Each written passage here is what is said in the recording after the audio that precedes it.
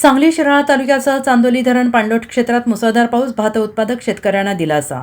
शिराळा तालुक्यासह चांदोली धरण पाणलोट क्षेत्रात मुसळधार पाऊस सुरू झालेला आहे. शिराळा तालुक्यासह वारणा धरणाच्या पाणलोट क्षेत्रात मान्सूनने दमदार हजेरी लावल्याने शेतकरी आणि नागरिकांमध्ये समाधानाचं वातावरण आहे.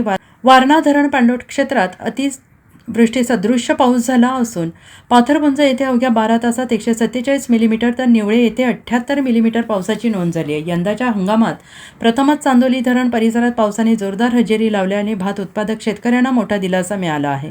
गेल्या काही दिवसांपासून पावसाने ओढ दिल्याने शेतकऱ्यांमध्ये चिंतेचं वातावरण निर्माण झालं होतं. धूळ वापे परिसरात यापूर्वी करण्यात आलेली भाताची पेरणी चांगल्या प्रकारे उगवली असून या पिकाला सध्या पावसाच्या पाण्याची नितांत गरज होती. वेळेवर झालेल्या पावसामुळे भात पिकाला आवश्यक ओलावा मिळाल्याने पिकाच्या वाढीला चालना मिळणार आहे. यंदा मान्सूनच्या उशिरामुळे भात उत्पादक शेतकरी चिंतेत होते. पावसाअभावी पेरणी केलेली पीक धोक्यात येण्याची शक्यता निर्माण झाली होती.